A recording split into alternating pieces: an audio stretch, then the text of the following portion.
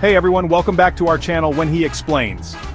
Today we're diving into the fascinating world of language, specifically the wacky, wild world of idioms. You know those sayings we use all the time, like kick the bucket or spill the beans? They can be pretty weird when you think about them literally. Ever wondered where some of our everyday idioms come from? Well, you're in for a treat. We're about to uncover the surprising origins of 5 common English idioms. Get ready for some linguistic time travel. First up, we have bite the bullet. Now, when we say bite the bullet, we mean facing a difficult situation with courage and determination. You know, like when you have to have that awkward conversation with your roommate, or finally clean out your overflowing inbox. But this idiom has a surprisingly literal and kind of gruesome origin story. Imagine, if you will, the chaos and carnage of a battlefield in the 18th century. No fancy painkillers, no sterile operating rooms, just rudimentary tools, and a whole lot of pain. So, what did they do? Well, they gave the wounded soldier a bullet to bite down on. Yeah, you heard that right. Biting on a bullet helped the patients cope with the excruciating pain of surgery. Talk about hardcore. Over time, this act of enduring pain during surgery transformed into the idiom we use today, representing courage and resilience in the face of adversity. Our next idiom takes us from the battlefield to the high seas. Break the ice is all about getting a conversation or a relationship started, overcoming that initial awkwardness. Picture this. It's the 1500s, and you're captaining a ship through the icy waters of the Arctic. Back then, ships weren't exactly built for polar expeditions, and getting stuck in the ice was a real danger. So what did they do? They literally broke the ice. Smaller ships, called icebreakers, would clear a path for larger vessels, literally breaking the ice to forge a new route. This nautical necessity of literally breaking the ice to create a pathway evolved into the figurative sense we use today, initiating conversation, creating a connection, and essentially breaking the ice in social situations. From icy waters, we travel to ancient India for the origin of butter someone up. Now, we all know this one means to flatter someone, usually to gain a favor. You know, like when you compliment your friend's new haircut before asking to borrow their car. But this idiom has a surprisingly ancient and, dare I say, slippery past. In ancient India, butter was a precious commodity, often used in religious rituals.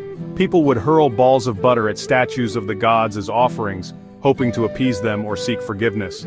This act of appeasing the gods with butter evolved over time to refer to the act of using flattery, much like you'd use butter to soften someone up.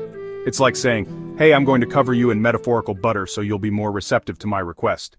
Next up is an idiom that always makes me think of awkward silences. Cat got your tongue?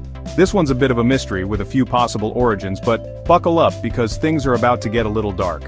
One theory suggests the idiom originated from a particularly gruesome practice in ancient Egypt and medieval Europe.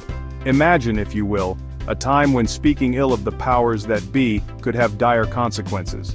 We're talking accusations of witchcraft, blasphemy, you name it. And the punishment? Well, it often involved having your tongue cut out. Gruesome, right?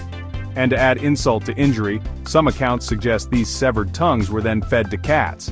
Yikes. While the historical accuracy of this practice is debated, it definitely paints a vivid picture, doesn't it? The very thought of a cat running off with your tongue is enough to make anyone speechless. Our final idiom takes us to the heart of Native American culture with bury the hatchet. When we say bury the hatchet, we're talking about making peace, putting aside our differences and moving on from a conflict, and the origin of this idiom is deeply rooted in the traditions of several Native American tribes. Imagine a time long ago when conflicts between tribes were often settled through warfare. But even in times of conflict, there was a longing for peace. To signify the end of hostilities, opposing tribes would literally bury their weapons, hatchets, knives, clubs, as a symbol of reconciliation. This act of burying weapons wasn't just symbolic, it represented a commitment to peace. A promise to put aside their differences and live in harmony. It's a powerful image, isn't it? The act of physically burying the tools of war, transforming them from instruments of harm into symbols of peace. And there you have it, folks. 5 idioms with origins that might just surprise you. From battlefield surgery to ancient rituals, these sayings offer a glimpse into the rich tapestry of history, culture, and the ever-evolving nature of language itself.